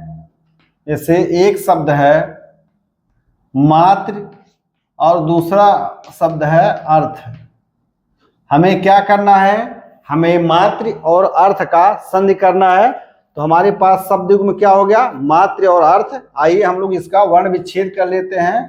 तो हम इसको लिख सकते हैं मात्र धन री धन अ धन रथ। मात धन र धन अ। ये बन गया मात्र हो गया, नहीं यहां मात धन रर्थ हो गया। अब चूंकि तय हल सहित है तो हम लोग त्रय की संरचना जानते हैं कैसा होता है। तो तय हल सहित और र पूरा होता है। तो हम इसको क्या लिख सकते हैं, इसको लिख सकते हैं मात्र और अर्थ। मात्र धन अर्थ बराबर क्या हो गया, मातर्थ। मात्रर्थ मात्र मात्र धन अर्थ बराबर क्या हो गया, मातर्थ। उम्मीद है यह आप लोग समझ पाए होंगे, क्योंकि हम लोग जब त्रय का वर्ण विच्छेद करते हैं तो त्रय में आधा तय रहता है, आधा रहता है और र पूरा रहता है। यहां भी तय आधा है, र पूरा है, तो ये क्या हो गया, मात्रार्थ। उसी प्रकार एक शब्द है पितृ धन अनुदेश। क्या हो गया, पितृ धन अनुदेश। शब्द क्या बन जाएगा, शब्द बन जाएगा पितृनुदेश। शब्द क्या बन जाएगा, शब्द बन जाएगा पितृनुदेश। आइए हम लोग दूसरी स्थिति पर चर्चा कर लेते हैं कि जब प्रथम पद का अंतिम वर्ण री हो और द्वितीय पद का प्रथम वर्ण आ हो तो री के स्थान पर र का आदेश हो जाता है और आ अपने स्थान पर रहता है। यहाँ शब्द क्या बन जाता है, यहाँ पद क्या बन जाता है, तो यहाँ पद बन जाता है रा। पद क्या बन जाता है, रा। आइए हम लोग इसको भी देख लेते हैं।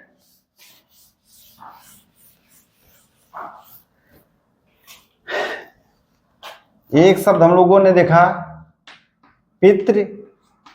पितृ का मेल आज्ञा से हुआ, तो हम लोग यहाँ पर इसका वर्ण विच्छेद कर दिए। पित धन री धन आ धन ज्ञा। ये हो गया पित धन र धन आ धन ज्ञा। ये हो गया पित धन राज्ञा।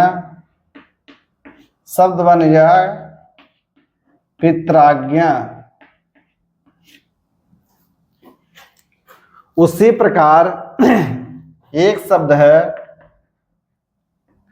भातृ और दूसरा शब्द है आदेश।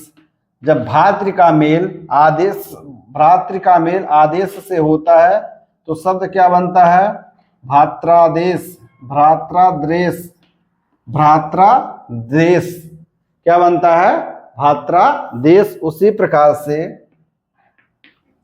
मातृ है, मातृ का मेल हम लोग जब आदेश से करते हैं तो शब्द क्या बन जाता है, मात्रादेश।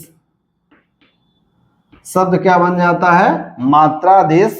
उम्मीद है कि आप लोग संधि करना समझ पा रहे होंगे। आइए इस उपनियम के आधार पर जो तृतीय स्थिति बनती हुआ है क्या है कि प्रथम पद का अंतिम वर्ण री हो और द्वितीय शब्द का प्रथम वर्ण क्या हो, ह्रस्व ई हो, तो री के स्थान पर र का आदेश हो जाता है, ई अपने स्थान पर आता है, तो शब्द क्या पद क्या बनता है, री। पद क्या बनता है, री बन जाता है। तो एक शब्द, इसका हम लोग उदाहरण देख लेते हैं कि जब प्रथम पद का अंतिम वर्ण री हो और द्वितीय पद का प्रथम वर्ण क्या हो, छोटी ई ह्रस्व ई हो। एक शब्द है मातृका मेल। मातृका मेल किससे हो, इच्छा से। मातृका मेल किससे हो, इच्छा से। तो इसको हम लिख सकते हैं मात धन री धन इच्छा, यह बना मात धन रिक्षा। शब्द क्या बन गया, शब्द बन गया मातृक्षा। शब्द क्या बन गया, शब्द बन गया मातृक्षा। उम्मीद है कि यह कैसे हुआ आप लोग समझ पा रहे होंगे। दूसरा शब्द हम लोग देख लेते हैं। दूसरा शब्द है पितृ धन इच्छा। यह क्या बनेगा, तो यह बनेगा पितृच्छा। पितृच्छा, पितृच्छा। तीसरा शब्द है भ्रातृ धन इच्छा। शब्द क्या बनेगा, भ्रातृच्छा।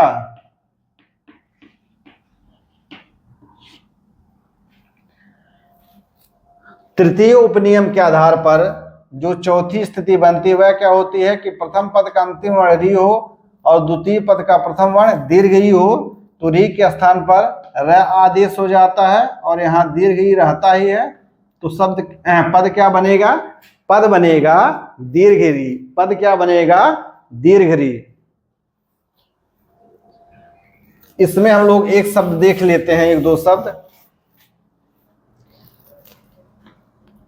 एक शब्द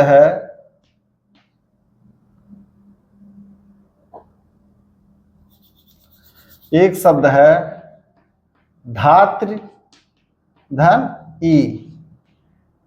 धातृ का मेल, धातृ का मेल जब ई से होता है तो क्या बनता है, तो हम लोग इसको लिख सकते हैं धात धन री धन दीर्घी। तो धात यहां है, री के स्थान पर र आदेश हो जाएगा और दीर्घी। यह हो गया धात धन री, मेल करके क्या बनाएगा, यह बनाएगा धात्री। उसी प्रकार एक शब्द और है व्याख्यात्र। व्याख्यात्र, और इसका मेल जब ई से होता है तो शब्द क्या बनता है, शब्द बनता है व्याख्यात्री। व्याख्यात्र का मेल व्याख्यात्र का मेल जब दीर्घ ई से होता है तो शब्द क्या बनता है, व्याख्यार्थ। पांचवी स्थिति क्या बनती है कि जब प्रथम पद का अंतिम वर्ण, जब प्रथम पद का अंतिम वर्ण री से हो और जब प्रथम पद का अंतिम वर्ण री हो और द्वितीय पद का प्रथम वर्ण क्या हो, ऊ हो, तो संधि होने की दिशा में री के स्थान पर आदेश हो जाता है और ह्रस्व अपने स्थान पर आता है। शब्द क्या बनता है, शब्द बनता है रू। शब्द क्या शब्द नहीं कहेंगे, इसमें आदेश होके क्या बनेगा, पद बनेगा। पद क्या बनता है, ऊ बनता है। पद क्या बनता है, ऊ बनता है। आइए हम लोग उदाहरण एक दो देख लेते हैं।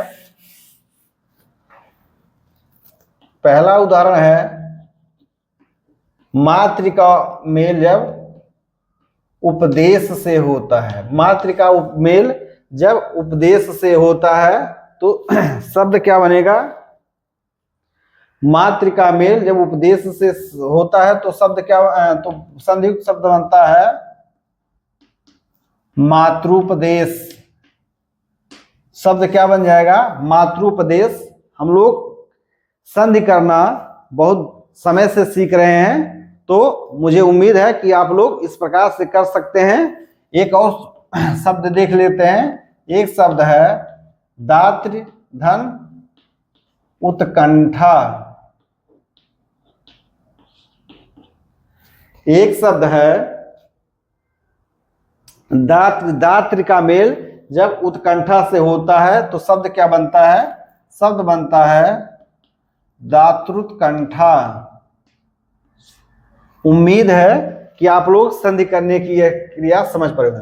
छठवीं स्थिति क्या होती है कि जब प्रथम पद का अंतिम वर्ण री हो और द्वितीय पद का प्रथम वर्ण दीर्घ ऊ हो तो संधि होने की दशा में री के स्थान पर रह आदेश हो जाता है और यहाँ क्या रहता है? दीर्घ ऊ रहता है। यहाँ क्या बन जाता है? रू बन जाता है। आइए हम लोग इसका उदाहरण देख लेते हैं। एक शब्द है भ्रातृ धन ऊर्जा। भ्रातृ धन ऊर्जा, यह शब्द के मिलके क्या बना देता है? यह शब्द बनाता है भ्रातृ ऊर्जा। क्या बनाता है? भ्रातृ ऊर्जा। आप लोग पहले की तरह ही संधि करेंगे तो आप लोगों को भ्रातृ ऊर्जा शब्द प्राप्त हो जाएगा। आइए हम लोग सातवीं स्थिति देख लेते हैं कि प्रथम पद का अंतिम वर्ण री हो तथा द्वितीय पद का प्रथम वर्ण ए हो तो री के स्थान पर र आदेश हो जाता है और ए अपने स्थान पर आ जाएगा। हमें पद क्या मिलेगा? रे बने मिलेगा। शब्द क्या है? हमारे पास शब्द क्या मिलता है?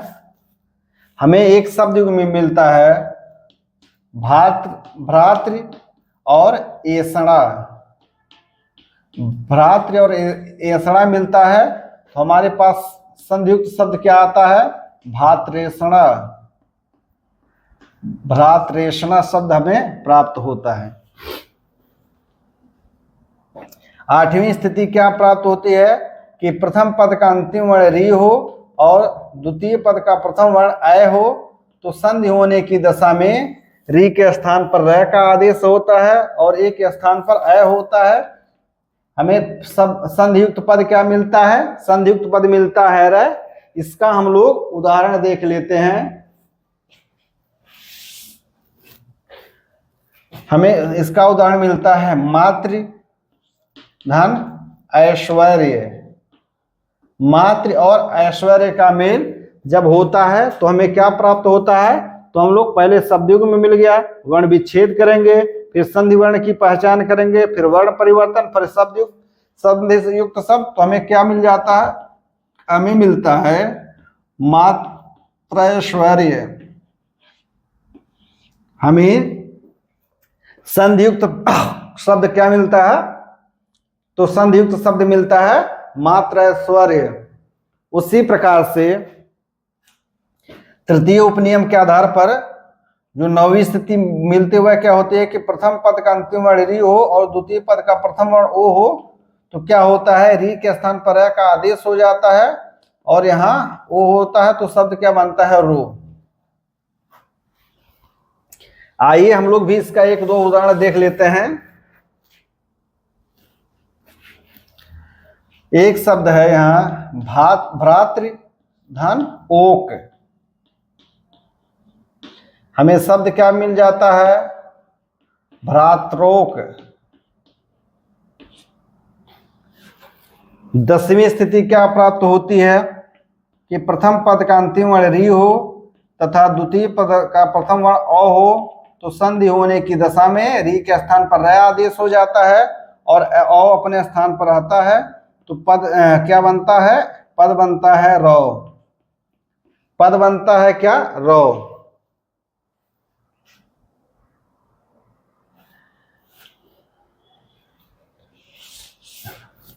इसका उदाहरण देख लेते हैं। एक शब्द है पितृ और दूसरा शब्द है औदार्य। तो हमारे पास शब्द क्या बन जाता है? शब्द बन जाता है पित्रौदार्य। आप लोग एक दूसरा शब्द हमारे पास है पितृ धन औत्सुक्य। शब्द क्या बन जाएगा? शब्द बन जाएगा पितरौत्सुक्य।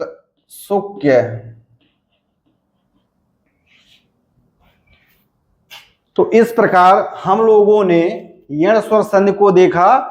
यण स्वर संधि के नियम के आधार पर हम लोगों ने 3 उपनियम देखे और पहले उपनियम के आधार पर 18 स्थितियां बनी, द्वितीय उपनियम के आधार पर 18 स्थितियां बनी और तृतीय उपनियम के आधार पर 10 स्थितियां बनी।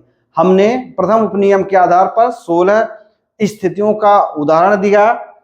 दो उदाहरण हमें नहीं प्राप्त हो पाए, लेकिन द्वितीय उपनियम के आधार पर मैंने 18 स्थितियों का उदाहरण आप लोगों को उपलब्ध कराया और तृतीय उपनियम के आधार पर जो 10 स्थितियां बनती हैं हमने इधर उधर से करके 10 उदाहरण को भी दिखाया। तो इस प्रकार यण स्वर संधि में संधि करने की प्रक्रिया का हम लोगों ने अध्ययन कर लिया है। मुझे उम्मीद है कि इस तरीके से पढ़ना या पढ़ाना आप लोगों को पसंद आ रहा होगा। आप सभी से निवेदन है कि आप लोग हमारे चैनल को सपोर्ट करिए। आगे की कक्षा में हम लोग यण स्वर संधि युक्त कोई शब्द रहेगा उसका संधि विच्छेद कैसे करेंगे इस पर चर्चा करेंगे। तो आप सभी का बहुत बहुत धन्यवाद। आप लोग चैनल को सब्सक्राइब करें, शेयर करें और कमेंट भी करें। धन्यवाद।